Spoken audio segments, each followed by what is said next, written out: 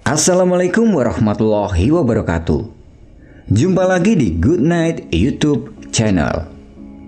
Apa kabar nih teman-teman? Semoga kalian yang menonton video ini selalu diberi kesehatan dan dilancarkan rezekinya. Pada kesempatan kali ini, aku akan menceritakan sebuah pengalaman haru yang ditulis oleh Keza Putra. Cerita ini sangat menyentuh hati. Daripada banyak basa-basi, mending kita langsung aja ke ceritanya.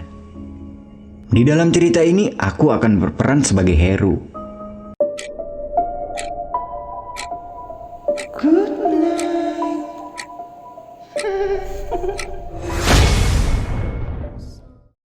Tahun 2016 mungkin menjadi tahun yang sangat berarti bagiku, di mana aku harus kehilangan orang yang paling aku sayangi. Yang mau tidak mau, suka tidak suka, dan rela ataupun tidak rela, aku harus menerimanya. Manusia mungkin hanya bisa berencana, tetapi takdir Tuhan yang menentukan. Aku mempunyai seorang kekasih, ya sebut saja dia Nina. Mei tahun 2015, awal pertama kita berkenalan. Kami bertemu di salah satu kafe yang berada di kota Bandung. Saat itu aku sedang ngumpul bersama sahabat-sahabatku untuk sekedar ngopi. Dan tampak saat itu, Nina pun bersama teman-temannya melakukan hal yang sama seperti kami. Entah awalnya seperti apa, kami pun semua berkenalan. Dan saat itu pun, kami ngobrol dan ngopi bareng. Singkat cerita, tidak terasa jam sudah menunjukkan pukul 11 malam dan kami semua memutuskan untuk pulang. Setelah basa-basi, kita semua bubar jalan. Tapi ada yang membuatku heran ketika aku melihat Nina. Dia sepertinya sedang kebingungan. Melihat itu aku pun menghampirinya dan bilang kepadanya, "Kenapa belum pulang? Teman-teman kamu yang lain kan udah pada balik. Apalagi nunggu yang jemput?" Iya Iya nih lagi nunggu Gojek Teman-teman aku pada jauh, jadi pulangnya beda arah. Oh iya, sedikit info nih. Pada tahun 2015, Gojek masih terbilang baru beroperasi di kota Bandung. Dan itu pun masih jarang, belum seperti sekarang. Sekarang sudah banyak abang Gojek atau aplikasi ojol lain di Bandung. Aku pun lanjut bertanya kepada Nina. Emang rumah kamu di mana? Aku tinggal di daerah LA. Udah dipesan Gojeknya? Kalau belum, ayo saya antar. Kebetulan kita searah. Belum sih ini barusan mau pesen. Sih ngajak ngobrol, jadinya lupa deh. Kalau aku nggak ngerepotin sih, boleh aja Ya sudah, ayo aku antar. Tapi helmnya cuma satu, nggak apa-apa lah ya. Udah malam kok, jarang ada polisi. Ajakku kepada Nina. Dan malam itu pun aku langsung mengantarkan Nina pulang. Singkat cerita, kami pun sampai di depan rumah Nina. Sempat dia menawarkanku untuk turun. Tapi karena sudah larut malam, setelah bertukar nomor HP-nya, aku pun pamit untuk pulang. Keesokan harinya, aku melakukan aktivitas seperti biasa. Karena ini adalah hari Minggu. Jadi, biasa aku pergunakan untuk bersih-bersih rumah atau hal yang lain selama ada waktu libur. Saat aku sedang asik di halaman belakang rumah, tiba-tiba ibu memanggilku dari dalam. Aku pun menghampiri beliau. Setelah bertanya ada apa, ibu menghampiriku sambil menunjukkan HP-ku yang sedari tadi berbunyi. Setelah aku lihat, ternyata ada panggilan masuk dari Nina. Wah, nggak salah nih Nina telepon. Aku kira sesudah tadi malam itu dia bakalan lupa. Gumamku dalam hati dan aku langsung mengangkat panggilan dari Nina.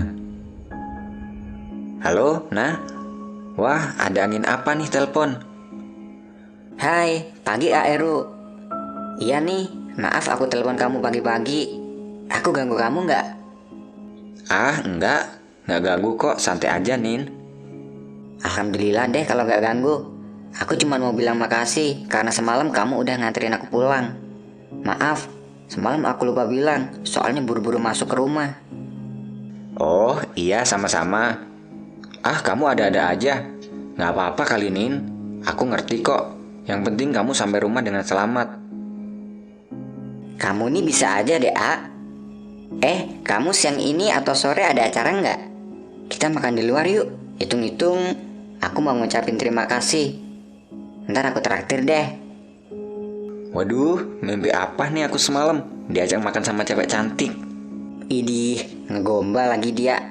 Serius? Kamu ada acara nggak siang ini? Kalau siang kayaknya aku nggak bisa deh, Nin. Soalnya aku mau nganterin pesanan catering ibu. Tapi kalau sore aku free. Ya udah, kalau gitu nanti sore kamu jemput aku ke rumah ya. Pinta Nina kepada aku, dan aku pun langsung mengiyakan.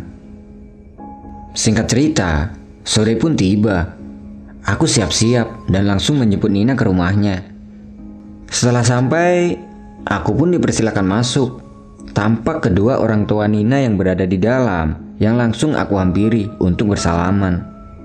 Sore Pak, Bu. Sore juga nak. Wah, ada tamu rupanya. Dari mana, Temannya Nina atau pacarnya anak bapak nih? Saya Heru Pak, temannya Nina. Teman apa temen nih? Hus, si bapak mah kepo. Lihat tuh si Heru, jadi malu kan? Potong Nina yang keluar dari kamar sambil tertawa. Lalu Nina bilang pada bapaknya, Pak, Bu, Nina izin keluar sebentar ya, nyari makan di luar sama Heru. ucap Nina yang langsung aku teruskan. Iya Pak, Bu, kalau diizinin, aku mau ngajak Nina keluar sebentar. Oh silakan, gak apa-apa. Tapi pulangnya jangan malam-malam ya, gak baik. Siapa? Jawab kami serentak dan kami langsung pamit untuk pergi. Sore itu kami jalan-jalan, makan bareng, dan itu menjadi awal kedekatan kami. Hari dan bulan pun berganti, kami lalui dengan indah. Ya terkadang ada saja selisih paham di antara kami. Mungkin itu sudah menjadi hal biasa bagi yang sedang pacaran. Sampai kami pun sepakat untuk memantapkan diri masing-masing untuk ke jenjang yang lebih serius, yaitu menikah. Hari, bulan, dan tanggal pun sudah kami tetapkan, yang kita sepakati di tahun 2016, bulan Februari kita menikah. 10 Januari 2016 adalah tanggal dan bulan di mana tragedi itu terjadi. Aku dan Nina berencana mengunjungi salah satu keluarga Nina yang berada di daerah Subang. Karena saat itu kita sama-sama bekerja, maka ditetapkanlah hari Sabtu 10 Januari karena kita sama-sama libur Sabtu minggunya. Singkat cerita, hari itu pun tiba. Seperti biasa, kami berpamitan pada orang tua untuk pergi ke Subang, yang tidak lain adalah kakak dari bapaknya Nina. Karena beliau mengalami sakit stroke. Sekalian kita jalan-jalan juga, sekalian minta doa restu dari beliau dan menengok beliau. Pukul 10 pagi, aku dan Nina pun berangkat menggunakan sepeda motor. Saat itu, sama sekali tidak ada tanda-tanda atau perasaan apa-apa. Sama seperti biasanya, terlihat dari Nina sendiri pun tidak menunjukkan hal yang aneh atau suatu firasat buruk. Cuaca yang saat itu agak sedikit hujan, tapi hanya gerimis kecil. Singkat cerita, siang itu kami sudah memasuki kawasan Tanjakan Emen. Terlihat jalan agak sedikit sepi. Ketika aku tepat di Tanjakan Emen, entah apa yang terjadi ketika di jalan menurun. Aku melewati kendaraan di depan. Seketika itu, aku dikagetkan oleh sosok yang tiba-tiba menyeberang. Aku melihat dengan jelas sosok wanita tua dengan rambut putih, dengan baju lusuh melintas di hadapanku. Karena kaget, aku langsung banting stang motor ke kanan. Tapi setelah aku sadar, ternyata di depan ada sebuah tikungan tajam. Sontak aku mengeremnya. Tapi karena saat itu jalan licin akibat hujan, aku pun hilang kendali. Motor yang aku tumpangi melewati marka jalan, dan tiba-tiba dari arah yang berlawanan terlihat mobil pickup melaju sangat kencang. Saat itu aku mencoba menghindar, namun sayang aku terlambat dan tabrakan pun tak dapat terhindarkan. Seketika pandanganku menjadi gelap dan sempat aku tidak sadarkan diri. Namun tak lama kemudian aku kembali sadar dan merasakan seluruh tubuhku terasa sakit. Tapi aku tidak peduli dan aku langsung mencoba bangkit untuk mencari Nina. tapi aku tidak sanggup berdiri. Terlihat orang-orang berkumpul menghampiriku dan menggotongku ke pinggir jalan. Pacar saya di mana, Pak? Sudah, AA-nya yang sabar ya. Yang penting AA ke pinggir dulu. Jawab salah seorang warga yang langsung menggotongku ke pinggir jalan. Perasaanku saat itu campur aduk dan khawatir mengenai keadaan Nina. Aku kembali mencoba bertanya kepada beberapa warga yang menggotongku tadi. Pak, maaf. Pacar saya di mana? Apa dia baik-baik saja? Kembali warga menjawab dengan jawaban yang sama, yang semakin membuat aku tidak tenang. Yang sabar ya AA-nya. Si tetehnya lagi ditolong sama orang lain. Belum berhenti rasa khawatir dan rasa penasaranku, dan jawaban dari salah satu warga membuatku kaget dan tidak percaya. Seakan itu seperti mimpi buruk bagiku. Yang sabar ya AA. Yang ikhlas. Si tetehnya udah gak ada. Maksud Bapak apa? Siapa yang udah gak ada? Mana pacar saya? Saya pengen lihat pacar saya. Paksaku kepada warga, dan benar saat warga lain mempapaku mendekati Nina. Tampak orang yang sangat aku cintai itu terlihat sudah tidak bergerak, dan tampak beberapa daun pisang menutupi tubuh Nina. Dan terlihat darah segar mengalir di samping tubuh Nina yang bercampur dengan air hujan. Aku pun langsung menghampiri. Meski awalnya para warga mencegah, tapi aku tetap ngotot untuk menghampiri Nina. Dengan rasa sedih yang teramat sangat, aku rasakan saat itu seperti hanya sebuah mimpi. Namun ini nyata. Aku buka daun pisang yang menutupi tubuh Nina. Aku teriak sejadinya ketika aku melihat darah segar masih mengucur dari kepala Nina, dan langsung aku peluk. Aku menangis sejadi-jadinya. Dan tidak lama kemudian, polisi beserta ambulan pun tiba. Aku beserta jasad wanita yang paling aku cintai dibawa ke rumah sakit yang berada di daerah Subang.